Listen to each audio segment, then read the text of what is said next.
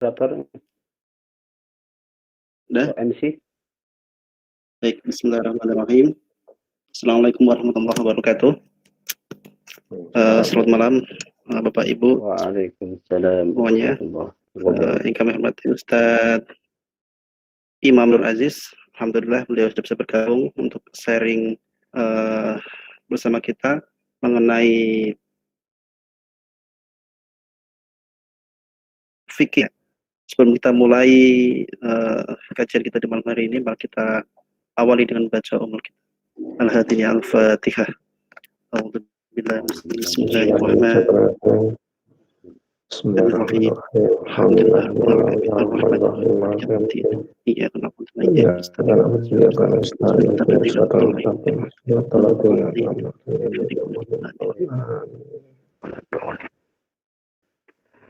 Baik, untuk membantu selanjutnya kami persilakan Ustadz Imam untuk menyampaikan paparannya. Fadhil Ustadz. Baik. Bismillahirrahmanirrahim. Assalamualaikum warahmatullahi wabarakatuh. Waalaikumsalam warahmatullahi wabarakatuh. Alhamdulillahirabbil alamin, nahmaduhu wa nasta'inuhu wa nastaghfiruh wa na'udzu billahi min syururi anfusina wa min sayyiati a'malina, may yahdihillahu fala mudhillalah wa may yudlilhu fala hadiyalah. Asyhadu an la ilaha illallah wa asyhadu anna Muhammadan abduhu wa rasuluh la nabiyya ba'dah. Qala Allah ta'ala fi kitabihil aziz, a'udzu billahi minasyaitonir rajim. Ya ayyuhalladzina amanu taqullaha wal tanzur nafsum ma qaddamat lighad. Wattaqullaha innallaha khabirum bima ta'malun. Al-ayah. Alhamdulillah, puji syukur selalu kita panjatkan kehadirat Allah Subhanahu wa taala.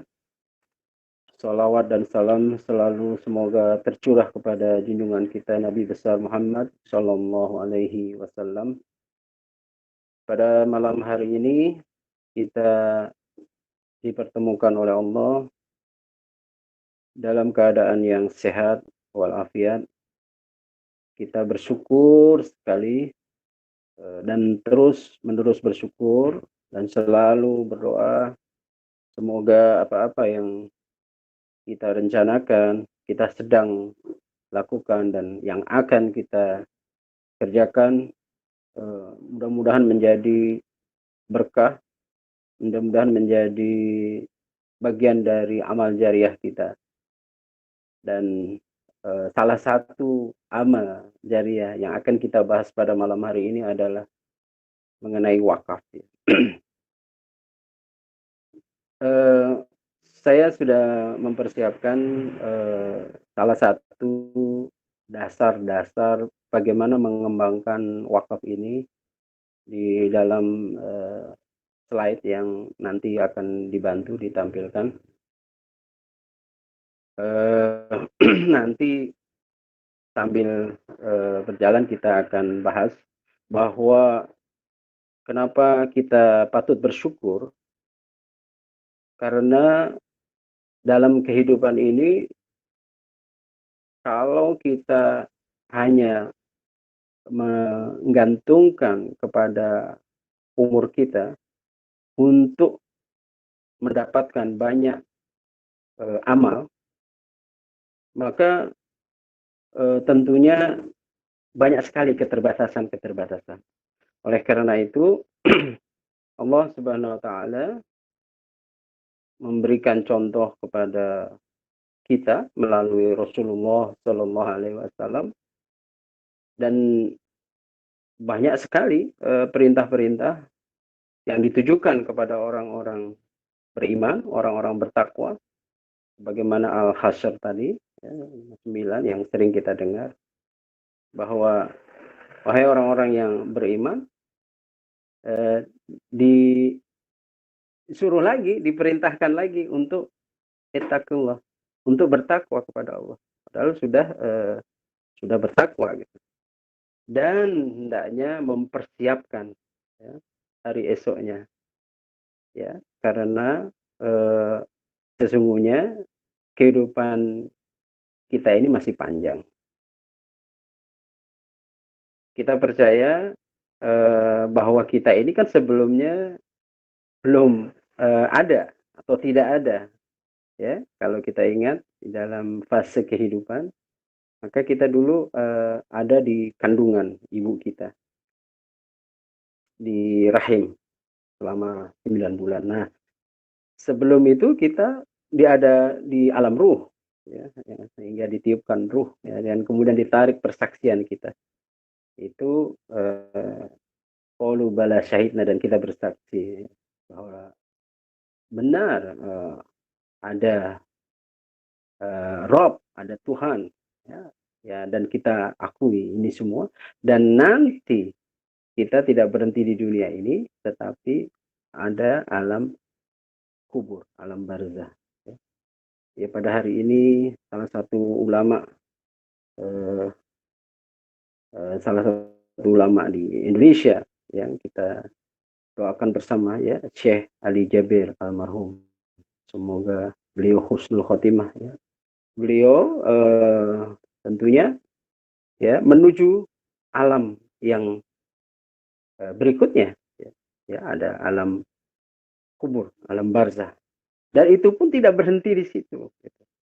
Ya, banyak saudara-saudara kita, keluarga kita yang oleh karena pandemi ini diminta Allah, ya, mendahului kita, ya, kehidupannya.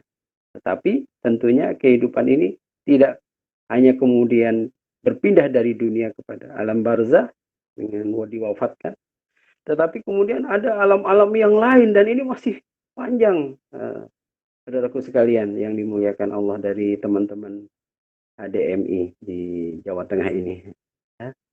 Dan salah satu persiapan kita, ya, menghadapi alam barzah, kemudian alam nanti dibangkitkan, ya, kemudian dihisab, kemudian atau ditimbang, kemudian melintasi sirotol mustaqim, menerima buku, catatan, dan sampai ujungnya adalah ke surga atau neraka.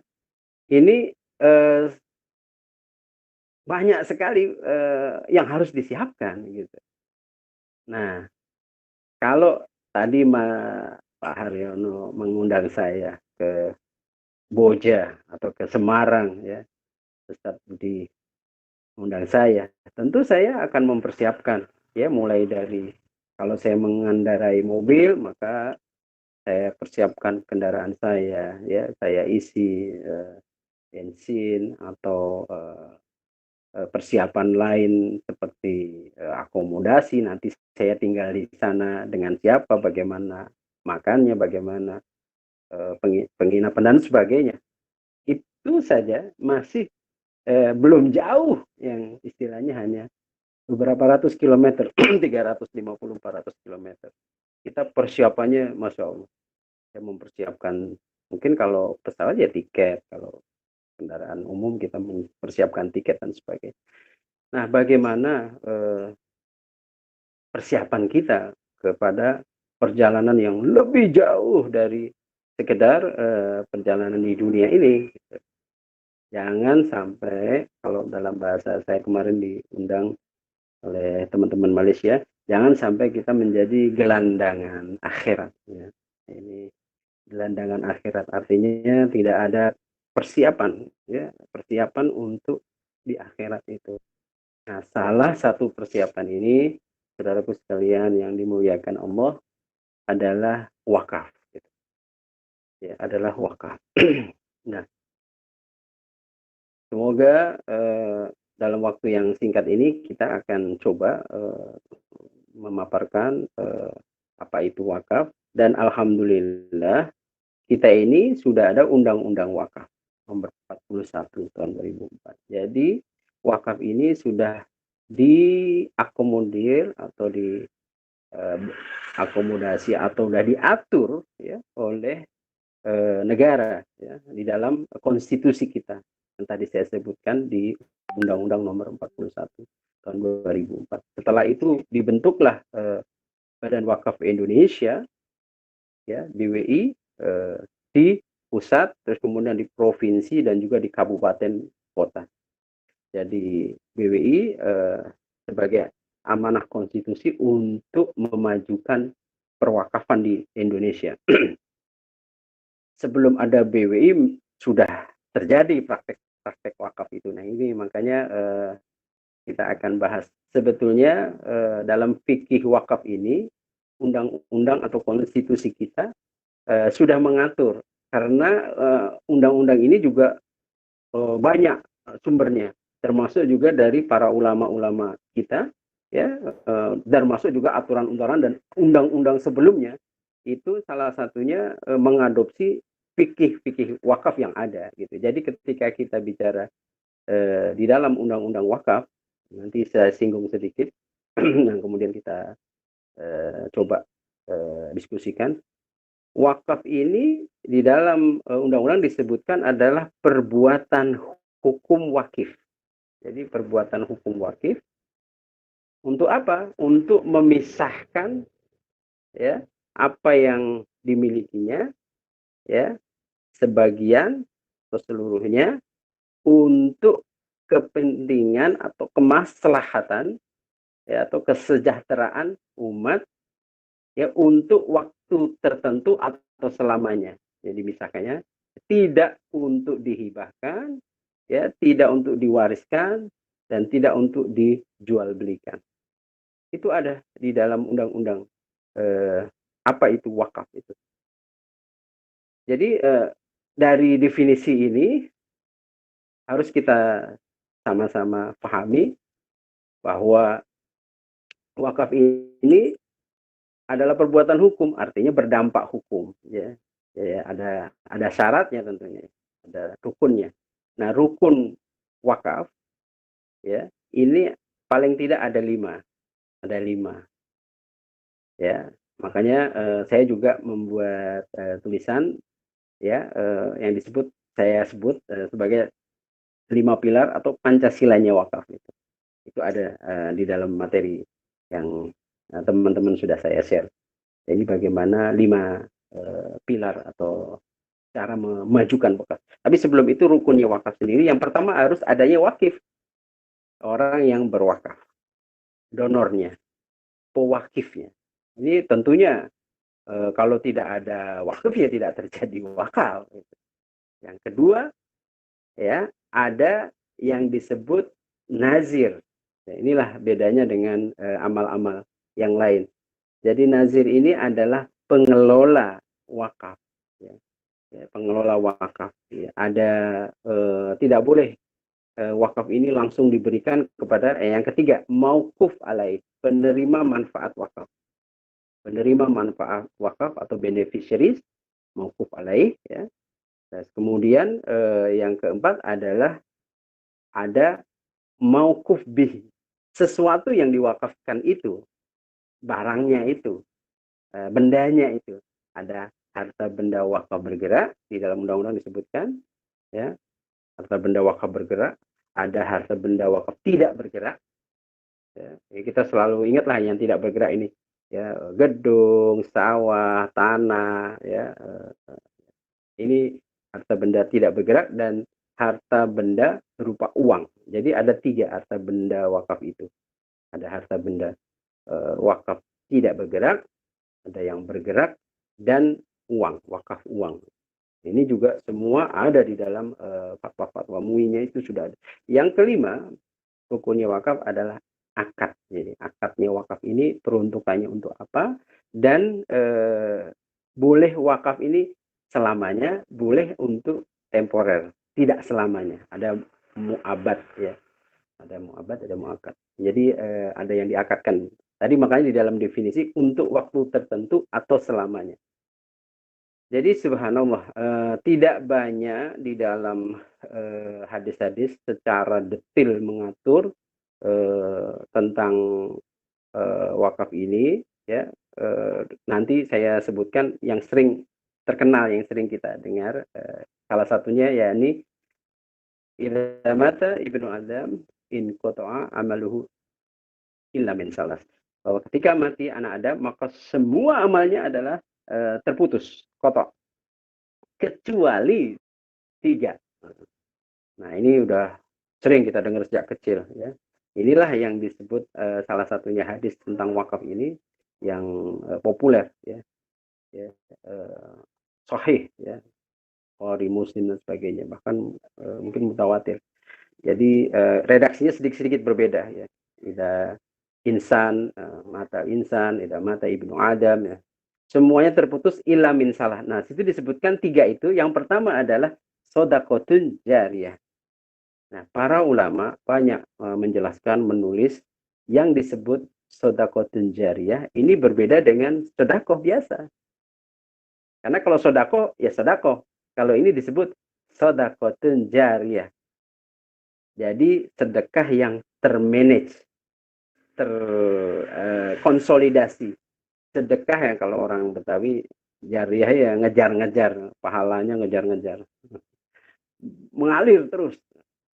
Nah, para ulama mendefinisikan salah satu tafsir yang cukup bisa nanti di teman-teman yang punya kafah asyari disebutnya pengertian wakaf ini adalah istimar gitu. Al-istismar. Bil istismar itu maksudnya adalah investasi. Jadi wakaf ini adalah amal investasi. Investasi berarti harus menghasilkan. Dan investasinya ini kalau dalam wakaf adalah di dunia dan di akhirat. Makanya terus ketika wafat, ketika meninggal, masih mendapatkan hasil investasi itu. Jadi yang disebut sedekahun jariyah itu. Ya, jadi kalau boleh dibilang kalau kita bicara istismar, maka kita bicara tentang ekonomi. Kita bicara tentang investasi tadi kan, tentang keuangan, finansial. Ya, jadi wakaf ini seharusnya tidak hanya sosial, tetapi komersial. Ya. Nah, yang kedua nanti kita jelaskan lebih lanjut. Yang kedua disebutkan adalah ya tadi sedekahun jariyah atau ilmu yuntafa'um bih. Jadi ilmu yang bermanfaat. Tentunya tidak hanya ilmu agama, tidak hanya ilmu Islam, tetapi ilmu-ilmu yang bermanfaat bagi kehidupan manusia. Luar biasa luasnya. Makanya ketika berbicara wakaf adalah berbicara education, bicara ilmu. Kalau tadi bicara ekonomi, jadi kita bicara wakaf harus pertama bicara ekonomi tadi, amal jariah tadi, karena amal jariah itu tidak hanya sosial ya, tapi juga komersial. Karena apa, nanti saya jelaskan. Ada hadis panjang tentang wakaf yang kita sering dengar juga ketika sahabat Umar dia mendapatkan kekayaan ya, bagi pemasan perangnya, jatahnya beliau tanah atau kebun, sebetulnya kebun kurma di Khaybar. Ini kalau umroh Ustadz Budi Dayat ini boleh tuh ke Khaybar, lihat perkebunan di sana luar biasa, berkembang sekali. Ada namanya kurma di dan Umar datang kepada Rasulullah, ya Rasulullah, aku mendapatkan harta terbaikku, yakni kebun kurma di Khaybar. Nah, kemudian dia bertanya, apa yang harus aku lakukan ya Rasulullah? Aku akan mengikuti apapun perintah kamu, perintah atau sabda dirimu. Kemudian dengan jelas sekali Rasulullah mengatakan wakafkanlah. Jadi kata hadis tentang wakaf salah satu yang paling populer ya ini, detail sekali. Umar radhiyallahu an mendengar langsung dari Rasulullah kata-kata wakafkanlah. Ya, di situ adalah tahan ya kebun kurma ini. Kemudian Rasulullah melanjutkan hadis itu, dan sedekahkanlah atau bagikanlah hasilnya. Jadi wakafkanlah, bagikan hasilnya. Jadi yang dibagikan adalah hasilnya. Ya, kemudian dilanjutkan kepada siapa? Di situ dilanjutkan lagi hadis itu cukup panjang, kepada fakir miskin di sekitar, kemudian kerabatmu, dan kemudian kepada pengelola. Jadi pengelola wakaf atau nazir boleh. Nah, tadi saya belum selesai tadi ya, hadis yang populer tadi. Ilmu yuntafa'u bih. Kemudian yang ketiga adalah waladun soleh yada'una, anak soleh yang mendoakan orang tuanya. Jadi sebetulnya kalau boleh dibilang ekonomi, amal jariah tadi, ya, yang kemudian juga ilmu, ini adalah boleh dibilang ini adalah infrastrukturnya, ini adalah softwarenya dengan ilmu itu, dan menghasilkan adalah anak soleh. Gitu. Jadi yang ditekankan di sini adalah kesolehan.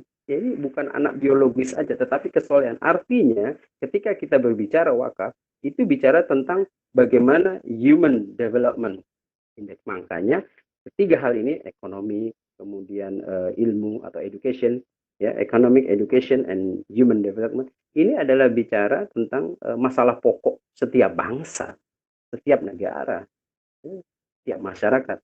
Tiga hal ini, masalah education, masalah tadi ekonomi, kan masalah wakaf adalah masalah istismar, masalah investment, masalah financial, itu adalah hardware-nya, infrastrukturnya lah. Nah, kemudian adalah masalah education, masalah bagaimana ilmu ini. Kemudian hasilnya adalah kesolehan itu, ya, anak yang soleh. Kalau kita bisa mendapatkan ketiganya, istilahnya kalau anak sekarang bilang kelar ya urusan di dunia ini. Insya Allah itu tiga hal. Nah makanya lebih dijelaskan lagi dalam hadis Umar tadi. Ya Rasulullah, apa yang harus aku lakukan dengan kebun kurma? Jadi sejak awal, saudara-saudaraku sekalian yang dirahmati Allah, teman-teman HDMI Jawa Tengah, sejak awal wakaf ini bicara tentang produktif. Karena yang diwakafkan itu adalah kebun kurma. Ya, berarti ada hasilnya, ada panennya. Dan hasil panennya itulah yang di situ dibagikanlah. Gitu.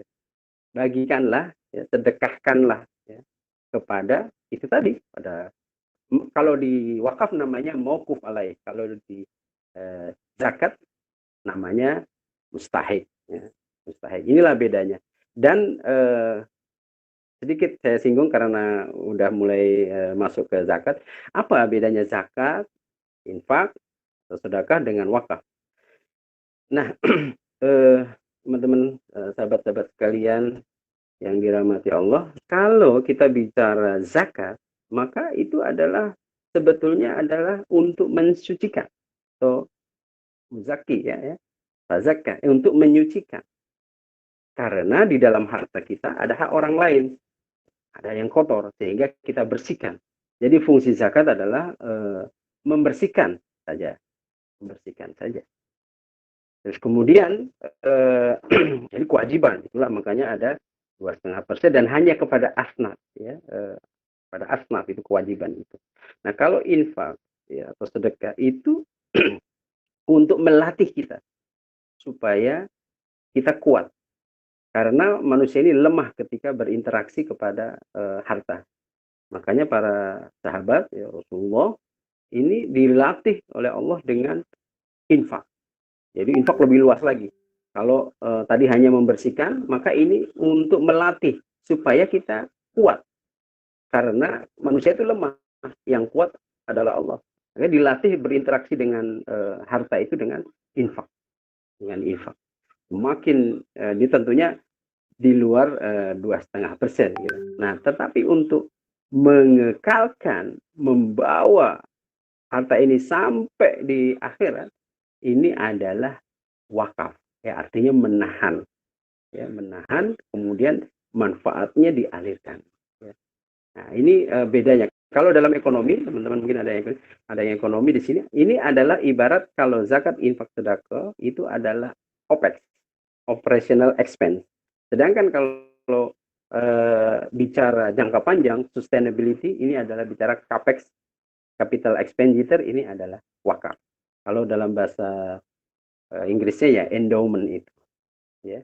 Nah, mungkin kita sering dengar dana abadi. Nah, itulah salah satu praktek wakaf ini adalah dana abadi. Endowment secara sederhana begitu. Nah, oleh karena itu kita sekarang ini jangan hanya terpaku pada wakaf ini difahami sebagaimana tradisional 3M ya, karena selama ini kita bicara wakaf ini biasanya 3M tadi. Ada bicara masjid, bicara madrasah, sekolah gitu. Kemudian bicara makam, kuburan. Ya, itu saja yang sering kali. Itu tidak salah, tetapi tidak berhenti di situ harusnya. Kayak saya sering mengungkapkan bahwa wakaf ini 3M yang lain ada, jadi ada 6M 3M yang tadi ya, mengenai betul itu yang disebut wakaf khairi ya, wakaf untuk kebaikan publik, wakaf yang dinikmati langsung ya, dinikmati langsung. Tetapi ada yang wakaf disebut wakaf ini, wakaf ada 3 jenis ya. Yang kedua adalah wakaf ahli yang dia manfaatnya atau mauquf alaihnya, beneficiariesnya dinikmati oleh keluarga atau keturunannya, kerabatnya. Ini juga boleh dan banyak sahabat ya mencontohkan wakaf ini, wakaf ahli ini. Dan kami di Badan Wakaf Indonesia ini ada yang ketiga disebut wakaf mustarak ya, gabungan atau kombinasi dari khairi dan ahli, ya ini wakaf produktif bahasanya. Jadi manfaatnya dirasakan untuk orang banyak, dinikmati orang banyak, dan juga kepada boleh kepada keluarga juga ya. Jadi wakaf mustarok atau wakaf produktif. Nah, kita bicara wakaf produktif ini. Bagaimana cara memproduktifkan wakaf? Ini ada 5 langkah yang saya bilang Pancasilanya wakaf ini. Yang pertama, tentunya saya sebut C ya. Yang pertama adalah campaign, kampanye, literasi. Jadi kalau tidak ada literasi wakaf, maka tidak mungkin kita bisa mengembangkan, mengajak orang lain berwakaf gitu. Jadi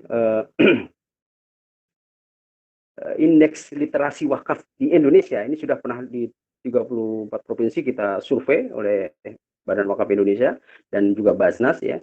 Indeks zakat lumayan orang sudah paham, tetapi indeks literasi wakaf ini masih rendah. Ya, boleh dibilang rendah dan di bawah kalau istilahnya tadi 3M saja orang pahamnya masih di bawah 60%, masih apa itu wakaf masih belum. Kemudian ada yang moderate yang di tengah ya dengan 70. Kalau sudah 80 yang sudah expert itu udah ada ribuan orang di survei gitu apa itu wakaf. Dan ini memprihatinkan sebetulnya karena kita negara muslim terbesar di dunia ya. Sebetulnya nggak hanya di Indonesia, di negara-negara lain juga, tetapi kita sangat rendah masih, perlu ditingkatkan lagi. Oleh karena itu acara-acara seperti ini saya bersyukur sekali dengan adanya inisiatif dari dari teman-teman HDMI ini. Ini adalah bagian dari literasi wakaf. Ya ini campaign. Yang kedua, setelah terpapar informasi wakaf dan mulai paham, mulai mengerti, ya itu kan ada berikutnya kan, setelah iman, ilmu, dan mulai ada, kemudian amal. Nah itu kita harus create, ya kita harus create. Create ini harus kreatif, ya harus kreatif menciptakan produk-produk wakaf ini.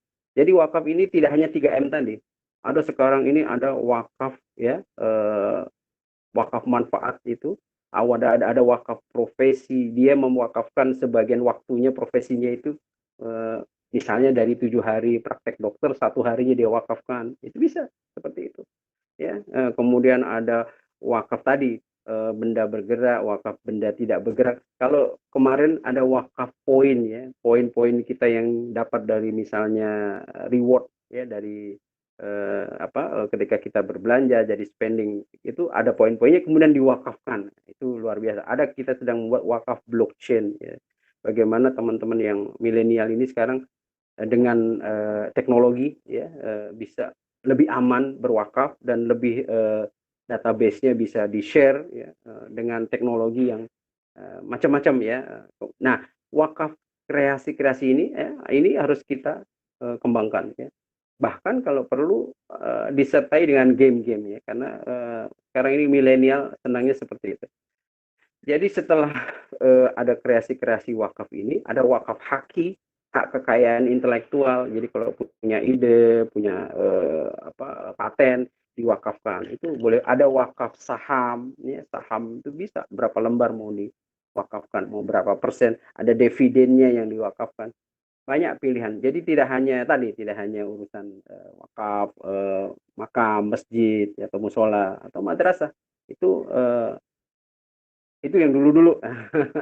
Nah, wakaf ini banyak sekali kreasi-kreasinya, pilihan-pilihannya. Ini yang harus teman-teman ikut terlibat, meng-create atau mengusulkan. Yang ketiga, setelah ada create, ya, ada kreasi, kemudian kita perlu mengkonversi.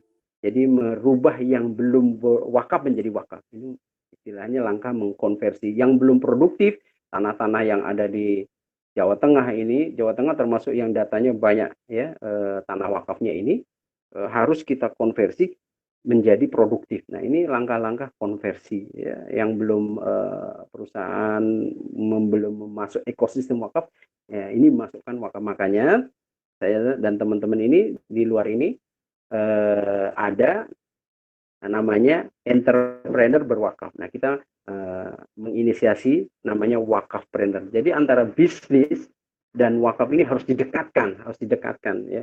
Ya, bagaimana mereka sahamnya juga sebagian diwakafkan karena kan nanti Allah yang jaga, gitu. Allah yang jaga. Ini wakafpreneur, ya. Wakaf dengan entrepreneur. Dahulu para sahabat itu memang tidak masih sederhana, tapi kalau sekarang kan sudah ada perusahaan, sudah ada bisnis yang besar. Nah, ini sangat dimungkinkan sekali. Dan kalau kita lihat sejarah, ya, sirah, perjalanan perjuangan Rasulullah itu selalu ditemani perjuangannya dengan para pengusaha-pengusaha, ya, yang mereka ini berwakaf. Bahkan yang dijamin masuk surga itu dari 10 sahabat itu ada banyak riwayat yang kalau kita periksa lagi mereka itu adalah ahli wakaf, ya. 80-90% ada ahli wakaf dari yang dijamin masuk surga. Sampai pada Ummul Mukminin, ya, Aisyah, ya, Zubair, semua, Utsman, semua sahabat-sahabat ini ahlul wakaf, ya. Jadi ini wakaf ini dulu adalah sebagai lifestyle, sebagai gaya hidup, ya, ya biasa, baik gaya hidup, ya. Sudah berwakaf belum, gitu. Itu bukan sesuatu yang sekali seumur hidup, tidak, tapi udah biasa berwakaf itu, ya. Sebagaimana mungkin sepekan sekali berwakaf, ya, sebulan sekali berwakaf. Nah, ini kita perlu tularkan. Nah, setelah convert, ya, jadi kan mengkonversi, yang keempat adalah harus kompeten. Jadi di wakaf ini harus ada nazir. Nazir ini fund manager atau investment manager atau pengelola. Nah, pengelola ini harus kompeten. Dia harus mengerti tentang risk management, risiko manajemen. Ya, bagaimana mengelola wakaf supaya berkembang, ya, supaya menghasilkan. Karena tidak boleh berkurang. Ini bedanya wakaf. Tidak boleh hilang. Nggak boleh. Inilah bedanya dengan zakat atau infak atau sedekah. Kalau sedekah, zakat itu sekali diberikan kepada asnaf, sudah selesai. Tetapi kalau wakaf itu diproduktifkan dulu, ditahan, hasil dari wakafnya ini, hasil dari produktifnya ini, itu yang dibagikan kepada mauquf alaih. Nah, ini bagaimana caranya? Nah, ini yang banyak sekali cara-caranya yang bisa kita contoh. Yang setelah kompeten, maka yang terakhir adalah comply. Artinya harus sesuai dengan peraturan atau perundang-undangan. Jadi ada peraturan BWI, ada peraturan pemerintah tentang wakaf ini, ada peraturan PP, ya, tadi peraturan pemerintah, kementerian juga ada, Kementerian Agama yang mengatur tentang wakaf, sampai kepada undang-undang wakaf ini. Jadi ini harus sesuai, harus kita selalu harus comply, harus sesuai dengan undang-undang aturan ini. Nah, 5C tadi dari campaign, ya, create, convert, kompeten, dan comply. Inilah secara sederhana langkah-langkah untuk memajukan perwakafan di Indonesia. Nah, saudaraku sekalian yang dirahmati Allah, teman-teman HDMI di Jawa Tengah, mungkin kalau bisa ditampilkan bisa di-share itu ada contoh, ada teman-teman milenial yang sudah memulai masuk ekosistem wakaf ini. Jadi kalau kita meniru perjuangan Rasulullah itu kan menirunya tidak hanya kepada ini ya, bagaimana meniru dalam arti praktek yang bagaimana Rasulullah melakukan perjuangan, tetapi bagaimana membaca ya. Kalau kita lihat perjuangan Rasulullah itu selalu tadi ya antara bisnis dengan perjuangan untuk menghasilkan itu tadi bagaimana supaya kalau di dalam wakaf namanya mauquf alai ini diberikan manfaat yang jangka panjang. Nah, ini memerlukan luar biasa antara bisnis dan sosial. Nah, makanya di wakaf inilah teman-teman di DAI HDM ini, Himpunan Dai Muda di Indonesia, ini mohon ajaklah ya teman-teman milenial, pemuda, pemudi untuk mulai terlibat ke dalam ekosistem wakaf ini dan mulai melakukan teladan, contoh-contoh berwakaf. Apa yang bisa diwakafkan? Nah, inilah banyak sekali contoh-contoh atau peluang-peluang berwakaf. Mungkin apalagi ya, secara singkat materi itu kalau di-share, ada salah satu contoh, misalnya ada perusahaan yang dia menerima investasi wakaf, ya, ini contoh wakaf produktif. Ini kalau di materi itu ada contohnya di ininya, tampilannya. Tapi sekilas saya gambarkan aja. Dia menerima dana wakaf dan bagaimana mengembangkan dalam usaha atau perusahaan yang berbasis wakaf. Nah, ini kan luar biasa. Satu terobosan. Dia selama ini kan kita ada mengenal katanya angel investor gitu. Investor angel. Jadi kalau di Jawa kan jadi angel.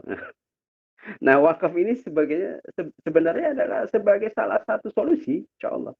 Ya, jadi ada wakaf investor. Nah, mudah-mudahan penjelasan singkat ini paling tidak kita mulai mengerti ada yang tadi disebut jenis-jenis wakaf, ya, ada rukun wakaf tadi, dan ada bagaimana cara mengembangkan wakaf ini. Nah, saya ini sudah jam 9, masih ada waktu 30 menit. Kalau ada tanya jawab akan lebih baik lagi. Ya. Saya kembalikan kepada moderator. Terima kasih. Tafadhol.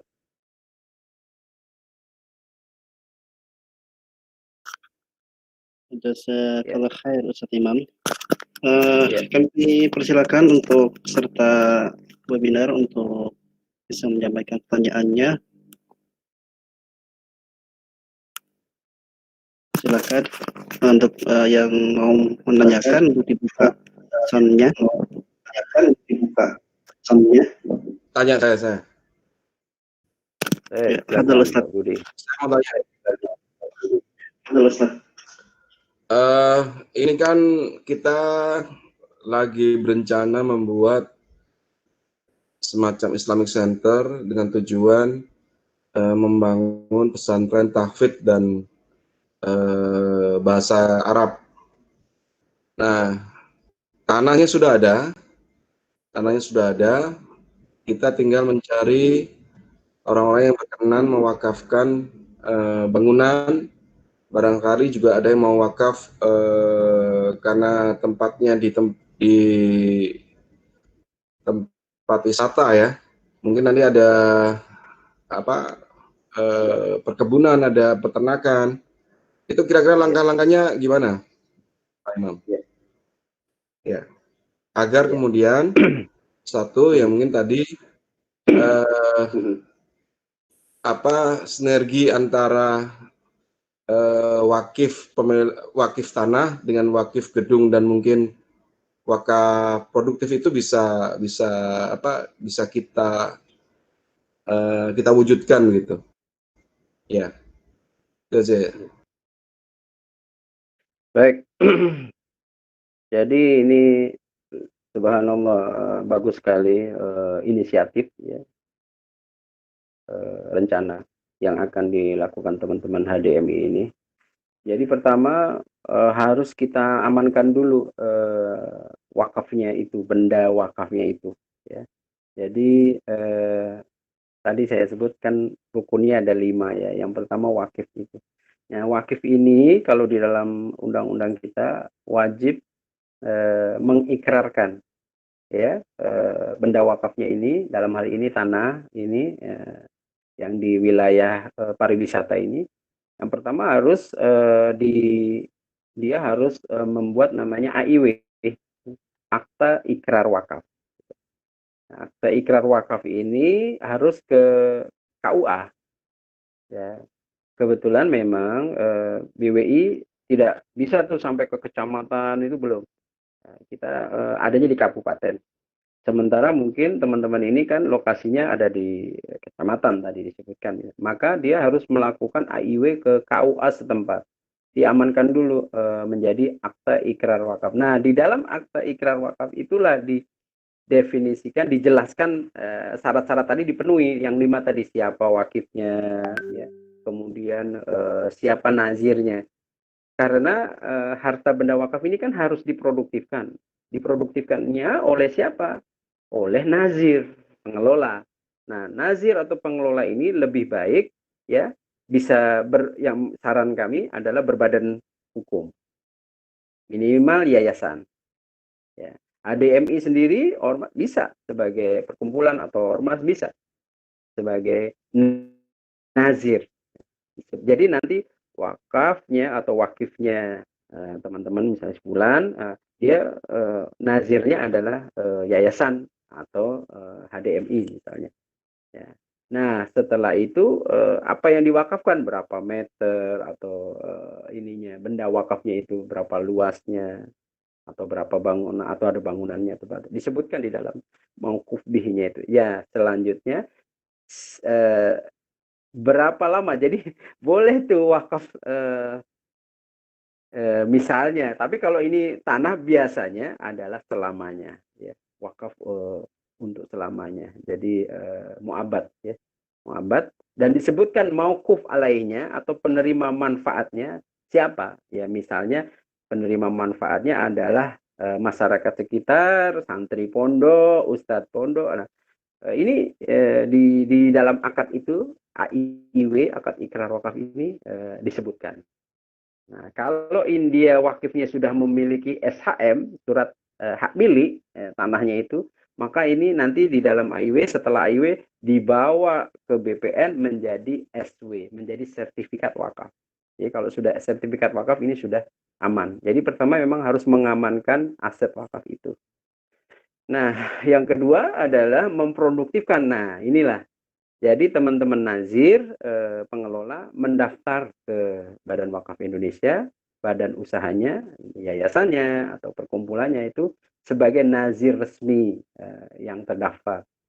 Nah, ini karena nanti kita akan memfundraising atau mengumpulkan dana mungkin dari masyarakat sehingga harus legal dan mendapat dukungan dari Badan Wakaf Indonesia gitu. Maka saran saya membentuk namanya nazir wakaf uang gitu.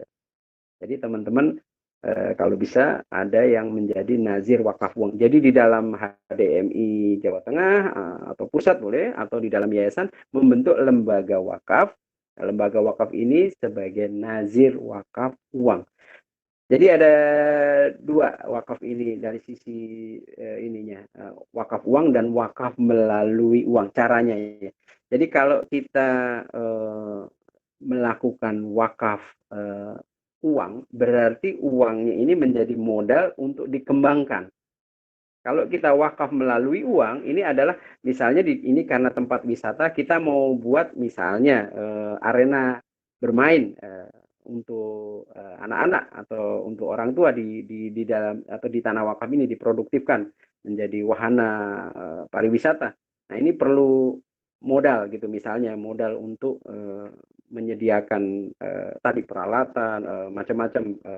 Nah, itu kalau untuk mungkin tanahnya kurang luas, maka harus ditambah lagi gitu untuk membeli tanah supaya terjadi wakaf agrowisata gitu. Itu bagus sekali. Maka kita mengumpulkan maksudnya memperluas tanah itu, maka itu disebut wakaf melalui uang. Bedanya apa?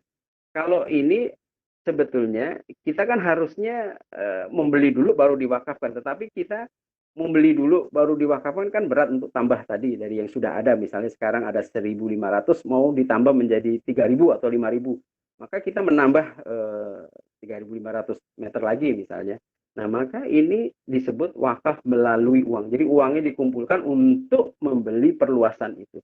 Itu adalah wakaf melalui uang. Tapi kalau wakaf uang adalah uangnya dikembangkan dalam instrumen-instrumen yang aman, yang tidak beresiko, kemudian hasilnya itu adalah untuk dinikmati mauquf alaih. Disebutkan mauquf alaih siapa? Ustadz yang ada di pesantren di sekitar itu, atau disebutkan terserah nazir, bisa juga begitu.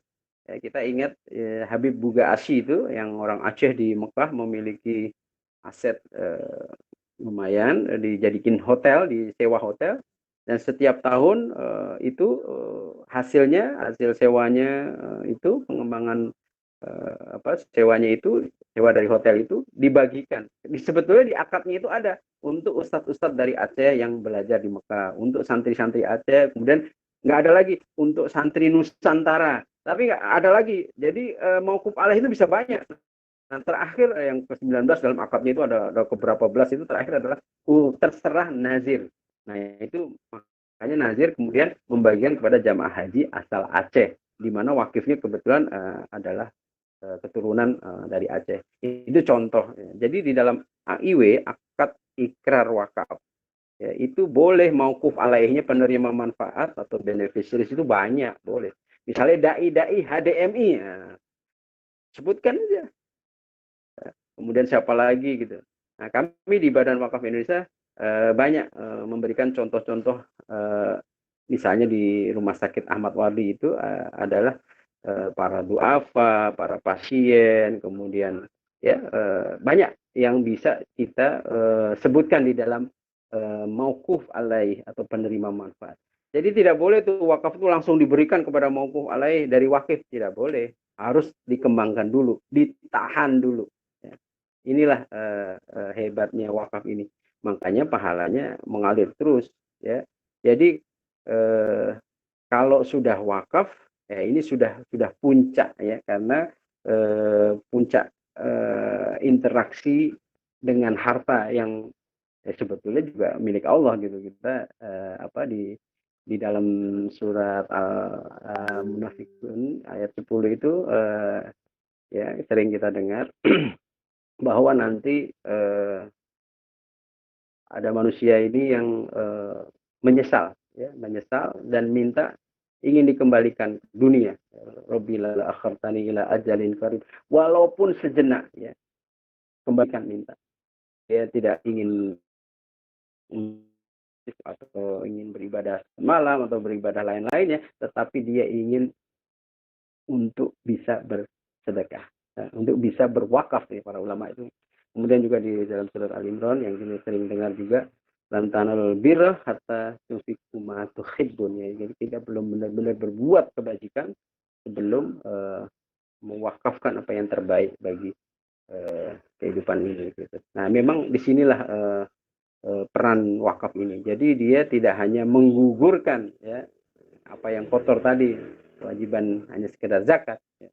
Dia adalah sampai kepada membawa ini tadi kemaslahatan yang lebih panjang. Itu Pak Budi.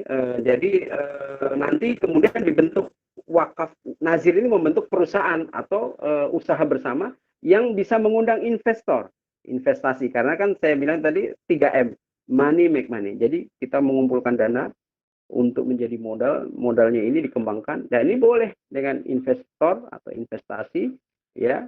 Kemudian untuk menjalankan. Jadi begini prinsipnya. Ada yang disebut investing company, ya, ini katakanlah nazirnya ini sebagai investing company. Kemudian ada operating company. Ada yang menjalankan perusahaan ini, perusahaan untuk memproduktifkan aset wakaf ini. Jadi ke depan setelah ada nazir, maka nazir membuat bisnis plan, gitu. Nah, inilah yang kemudian didaftarkan di BWI. Kemudian nazir akan mendapat tanda resmi sebagai nazir wakaf uang. Itu menurut saya, dan saya sudah pernah sharing ya tentang itu, syarat-syaratnya. Mungkin kalau ada yang kurang jelas bisa ditanyakan lagi. Mungkin itu. Mudah-mudahan Ustadz Budi Hidayat lebih paham ya langkah-langkah tadi. Gimana? Baik, begitu Ustadz Budi. Ye, monggo yang lain. Ustadz Budi. Ye, monggo yang lain. Sadaryono, Sadaryono. Iya Ustadz nih. Haryono, silakan. Iya nih. Ustadz Haryono, silakan. Atau Pak Mardiono, Silakan. monggo.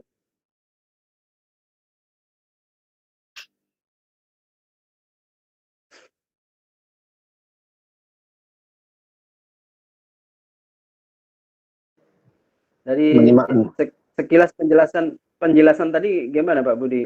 Sudah nangkep ya? Ini Ustadz, ya Jadi Pak Mardiono ada legal. Oh ya, silakan. ada yang bertanya. Saya... Monggo Pak Mardiono. Ya. Halo, Assalamualaikum. Waalaikumsalam. Salam. Ya. Mohon izin, tadi sudah mendapatkan penjelasan tentang pengelolaan ya. Mungkin sedikit ditambahkan penjelasan ininya, skop batasannya itu sampai seberapa ini yang barangkali menjadi kreasi atau menjadi inovasi ke depan yang barangkali bisa bermanfaat bagi kemaslahatan itu. Itu aja. Kalau kami baru mendapatkan yang ada, tapi batasan-batasan skopnya dari yang mungkin yang apa ya, yang utama atau mungkin yang barangkali belum pernah ada, ini jadi sesuatu yang menjadi bahan untuk pengembangan atau inovasi ke depan. Maturun. Ya, Assalamualaikum. Waalaikumsalam. Iya, langsung saya jawab Pak Mardiono ya. Jadi setelah akad atau rukun wakafnya tadi jelas ya, bagaimana pengelolaannya ini sebetulnya adalah persoalan muamalah ya, persoalan muamalah, skupnya apa. Nah, kalau di kami ini disinilah peran nazir ya, peran nazir. Boleh dibilang begini, kira-kira kalau di dalam orang properti ya, bisnis itu biasanya kan kalau di daerah situ ada aset ya, misalnya tanah atau bangunan, maka akan disurvei nih, ada ilmunya nih, ada dikonsultasikan kepada mungkin konsultan yang disebut dia bisa menilai best use-nya, penggunaannya maksimal, yang optimal itu untuk apa. Nah, ini ada ilmunya gitu, sehingga menghasilkan namanya feasibility study. Itu lebih baik lagi ketika dilakukan FS, feasibility study. Jadi ini cocoknya apa sih? Jadi nggak kirologi, nggak ngira-ngira saja. Nah, sampai pada hitungan nih, radio sekian ini sudah ada ini, fasilitas ini dan sebagainya. Nah, kemudian teman-teman yang punya ilmu namanya konsultan KJPP, biasanya disebut konsultan jasa penilai publik ya, KJPP. Nah, itu ada di Kendal juga, saya yakin banyak, karena biasanya teman-teman dari perbankan ini menggunakan itu gitu, sebelum ada pembiayaan atau financing, itu biasanya menggunakan jasa ini. Nah, bagus sekali kalau dilakukan feasibility study walaupun sederhana begitu, atau sekaligus teman yang konsultan ini ya diminta jangan mahal-mahal gitu, sebagian diwakafkan begitu. Nah, itu bagus sekali. Kemudian dari situlah dibuat bisnis plan. Oh, ini cocoknya adalah buat tempat wisata anu misalnya X. Nah, dibuatlah proposal, dan proposal ini mengundang atau mencari investor. Jadi gini, memang di dalam wakaf ini tadi saya bilang 3M. money make money, bukan masjid, madrasah hanya makam tadi, tetapi money make money. Nah, bagaimana cara menghasilkan profit itu? Nah, ini memang teman-teman yang ngerti bisnis, makanya pengusaha diajak. Karena kan ada mauquf alaih tadi, penerima manfaat. Kalau tidak menghasilkan, nah apa yang mau dibagikan? Apa manfaat yang mau diterima? Orang nggak bisa menghasilkan, nggak ada returnnya, nggak ada ROI-nya. Ya. Nah inilah, maka teman-teman di sini harus mengajak investor-investor. Sekupnya nggak ada, sepanjang halal itu boleh. Ya, sepanjang halal itu boleh. Jadi ajak juga boleh nazir yang sudah pengalaman, misalnya yang besar, yang sudah punya dana atau punya pengalaman. Ya, ya mohon maaf ya, misalnya teman-teman Muhammadiyah itu kan banyak wakafnya yang mungkin ada di sekitar situ, diajak bersama-sama. Ya. Atau mungkin teman-teman NU gitu, atau digabung Muhammadiyah dan NU, atau mungkin ada yang lain. Nah itu bagus sekali, itu melibatkan banyak pihak. Jadi skupnya yang di sini, skupnya itu bisnis. Jadi kalau bisnis ini antum a'lamu bi umuri dunyakum kan, gitu. Jadi silahkan dibuka saja. Misalnya ini, jadi begini, yang pertama akad ikrar wakafnya itu AIW-nya, tolong disebutkan bahwa ini misalnya untuk pendidikan dan sarana penunjang lain, gitu misalnya.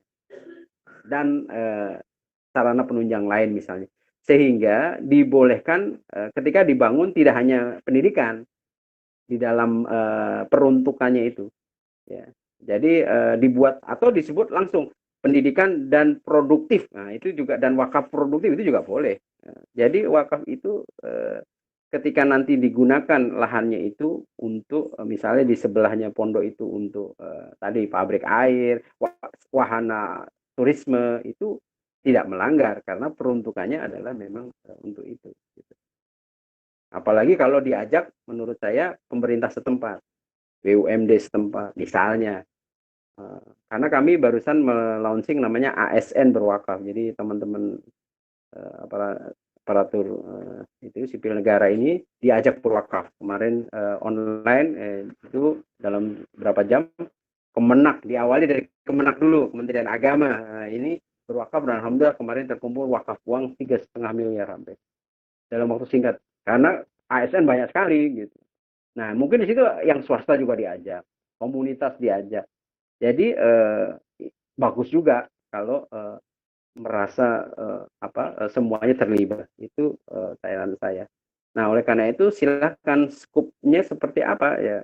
Kalau menurut saya ke depan dibangun misalnya tempat yang kalau bahasa anak milenial Instagramable. Nah, itu kan sekarang di Gunung Kidul aja, di desa yang ini ternyata banyak itu objek-objek wisata yang ya, sederhana sekali menurut saya, hanya orang bisa selfie, foto-foto, dibuka kafe, dibuka tempat yang nyaman, kemudian dia produktif, dia kemudian membayar gitu tanpa ya menghidupkan masyarakat sekitar.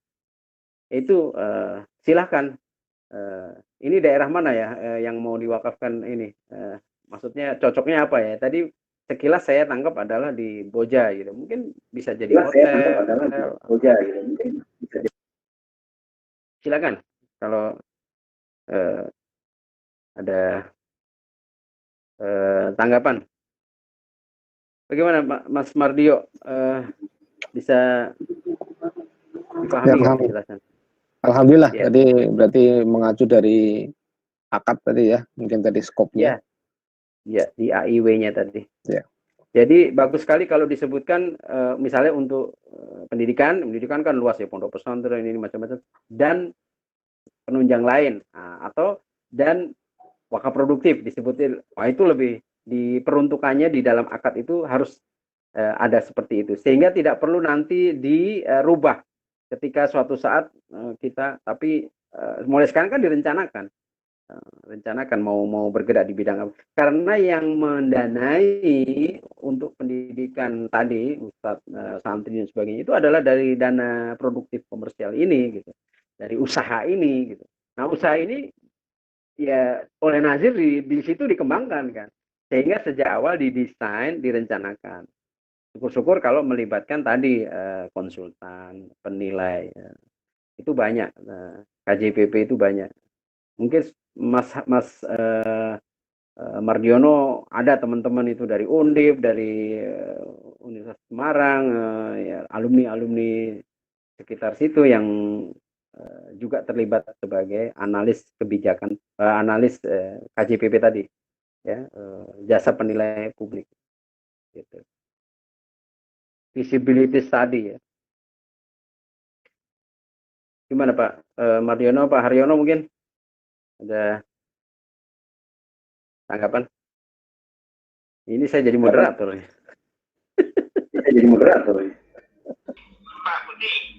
Itu speakernya, mikrofonnya mati, Pak. Set. Ya.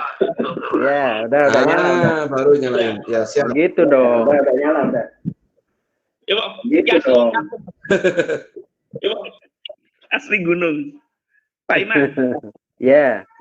Gimana? Kita punya wakaf itu hanya untuk 3M yang tadi, yang madrasah, masjid, dan makam. Terus kemudian kita berasumsi dulu ya untuk pendidikan, untuk madrasah. Ini kan butuh operasional. Kalau kemudian kita operasionalnya kita bangun di tempat yang beda, itu atas nama ya pendidikan itu bisa enggak, yang pertama. Yang kedua, wakaf yang untuk usaha ini, kalau usaha itu kan beresiko. Kalau sampai gagal, siapa yang bertanggung jawab? Ya. Terus yang ketiga, bisa nggak kita ini berakad untuk usaha itu berjangka? Ini kita kerjasama dalam waktu 10 tahun, 5 tahun, atau 1 tahun begitu. Ini aja Pak Imam. Terima kasih. Baik. Iya. Pertanyaan pertama saya jawab bisa. Jadi objek wakafnya misalnya sekolahnya di sini, tapi usahanya di mana, itu bisa sekali, nggak ada masalah.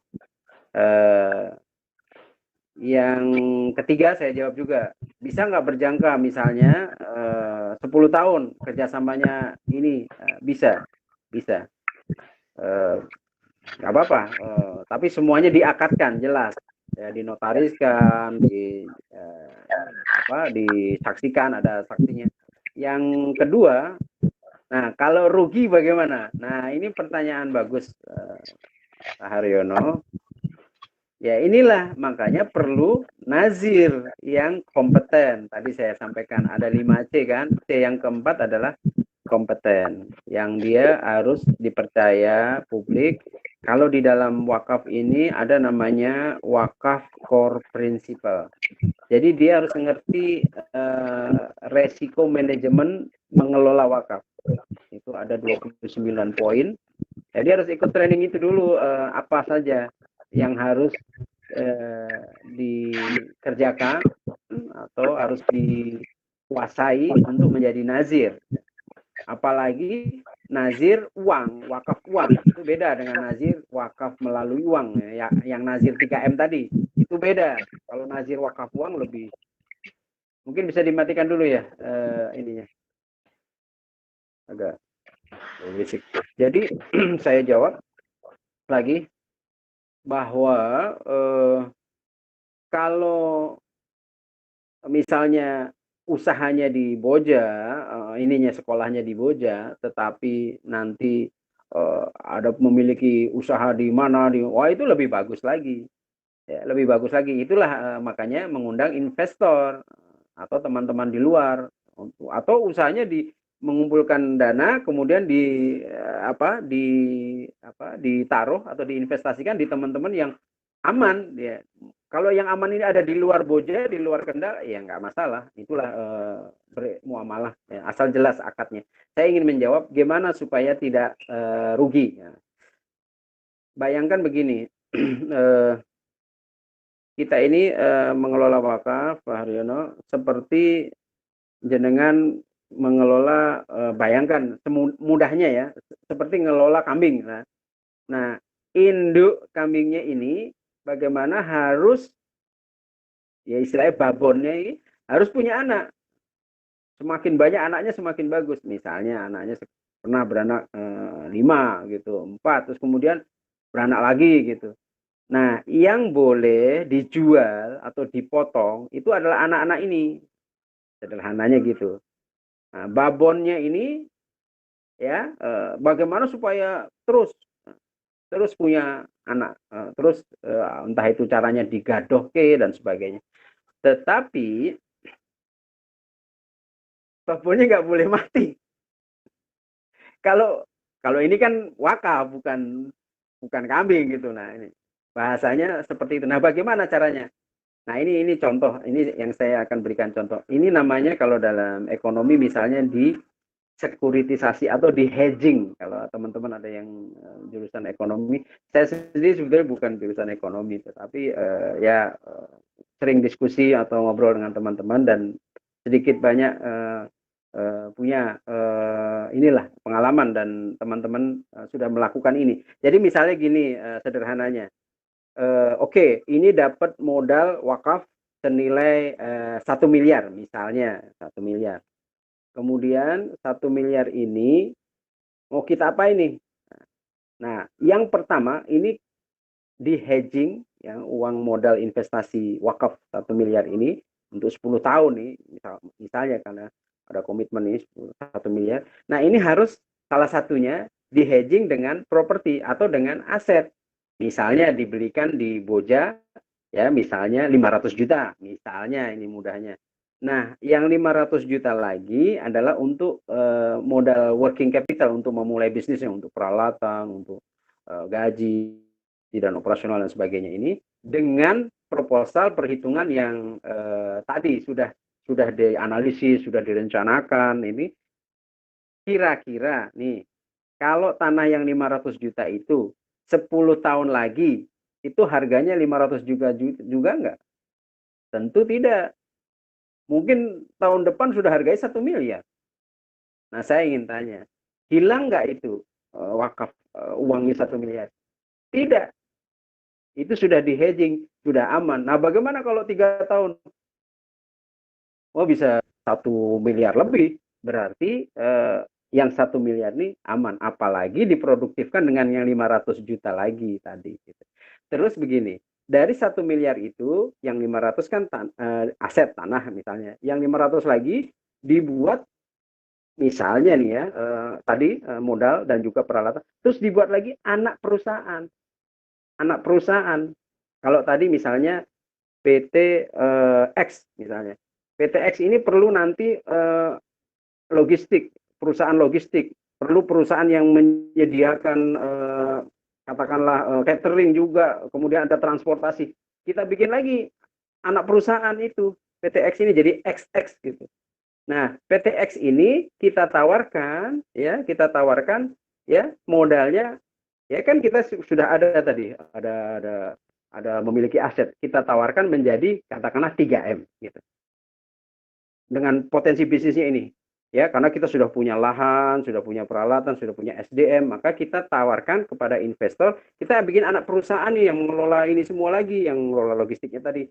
Yang kalau tadi ada bisnis utamanya, terus anak perusahaannya ini senilai 3M. 50% dari 3M berarti 1,5 M. Nah, kita undang investor itu 1,5 miliar. Kira-kira aman nggak itu yang 1 miliar itu? Jadi sudah punya aset, kemudian punya 2 perusahaan. Itu secara singkat. Itu contoh yang kebetulan ada teman-teman sudah lakukan. Jadi namanya teknik resiko manajemen. Jadi hedging ya, di sekuritisasi, diamankan di dalam bentuk aset dan sebagainya, dalam bentuk perusahaan, di sahamnya kemudian ditawarkan misalnya 50% atau dari 3 miliar itu yang ya katakanlah yang 70% kita tawarkan dari anak perusahaannya tadi. Ya itu uang lebih besar lagi. Dapat ininya kan, dapat modal baliknya lagi. Gimana Gus Budi Hidayat, Pak Haryono, bisa dipahami nggak penjelasannya? Mengamankan. Alhamdulillah siap, udah paham. Pak Mardiono juga.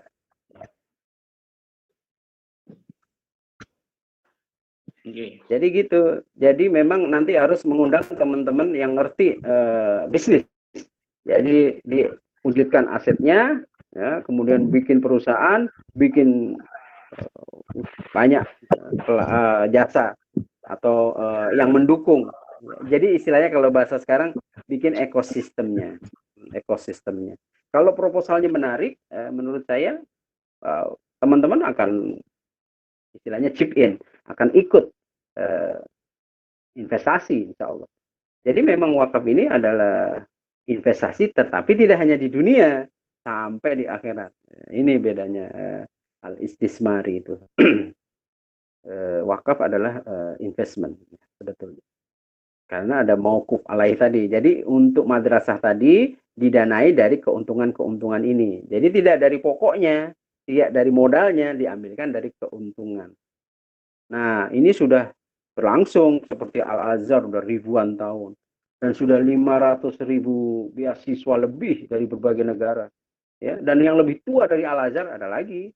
Nah, kalau yang barat itu Oxford, Cambridge itu belum lama, sebetulnya masih ratusan tahun, masih ya kalau lebih 300-400 tahun. Tapi kalau Islam udah 1000 tahun sebelumnya sudah dipraktekkan, dan banyak rumah sakit wakaf, ya, kemudian sekolah atau madrasah wakaf. Itu luar biasa karena ilmu yang diajarkan pun bermanfaat terus. Jadi sampai kalau di Turki itu orang lahir dari rumah sakit wakaf, kemudian dia diberi ya mulai sejak kecil pendidikannya wakaf di madrasah, kemudian dia berbisnis di perusahaan-perusahaan wakaf, dan sampai dia meninggal dimakamkan di wakaf. Jadi wakaf itu dari mulai lahir sampai meninggal atau wafat itu wakaf.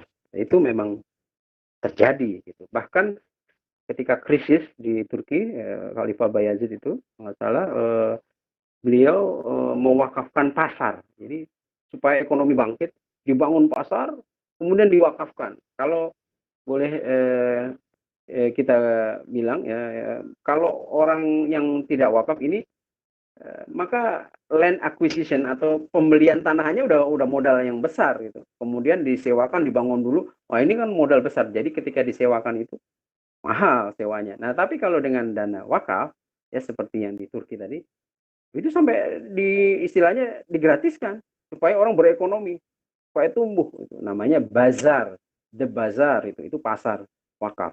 Sampai sekarang masih ada, bisa dilihat di Turki. Saking banyaknya aset-aset wakaf di Turki itu dibikin bank wakaf. Jadi uang wakaf itu dikumpulkan dari sewa-sewa, dari macam-macam penghasilannya, dibuat bank wakaf, namanya Vakif Bank. Ada teman-teman Ustadz Budi Hidayat tuh pasti di Turki udah pernah dengar itu, ya kan? Dan membiayai beasiswa banyak sekali ya teman-teman di Turki itu dari aset-aset wakaf ini. Jadi subhanallah di kita ini aset wakaf ini banyak sekali. Ya kalau bicara potensi besar sekali.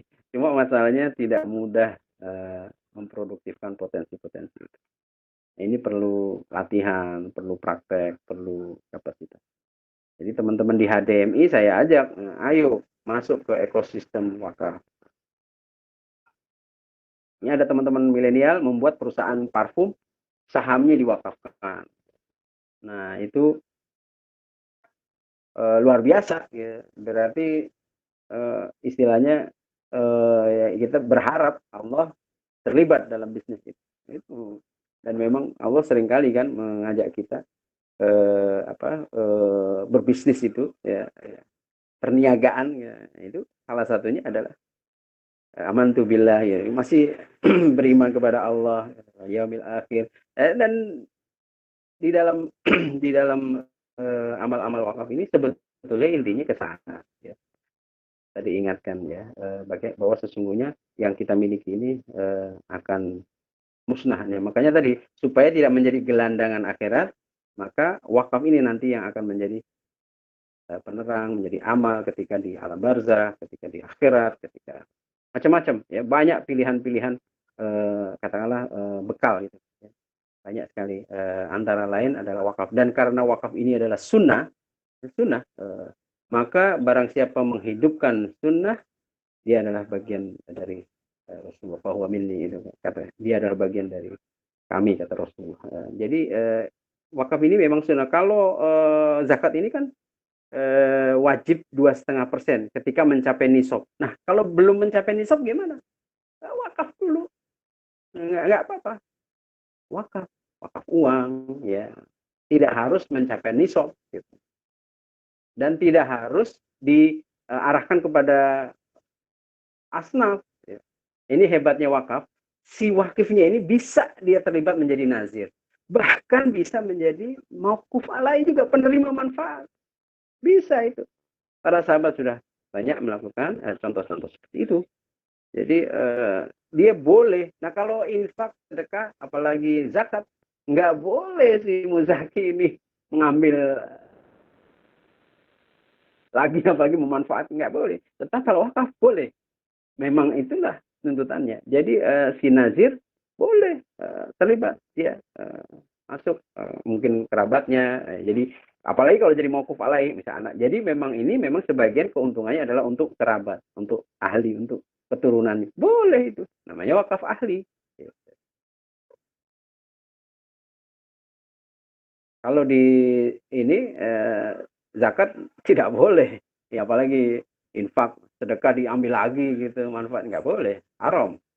Tapi kalau di dalam wakaf memang itulah Allah mengerti bahwa tentunya manusia ada keinginan-keinginan untuk dia memanfaatkan, tapi tidak untuk memperkaya diri. Itu kan ada di dalam hadisnya Umar. Jadi si nazir itu tidak boleh lebih banyak dia daripada mauquf alaih atau penerima manfaat. Ini di Undang-Undang Wakaf diatur juga. Jadi boleh 10% dari imbal hasilnya kepada nazir. Kalau mauquf alaih, ya tadi kalau pada kerabat berarti dia wakaf ahli pada kerabat atau keturunannya si wakif itu. Boleh dicantumkan dia sebagai mauquf alaih. Gitu Gus. MC, Pak MC. Iya. Ya, saya mohon maaf ya, ada salah-salah Berkali sedang ini. Iya. Silakan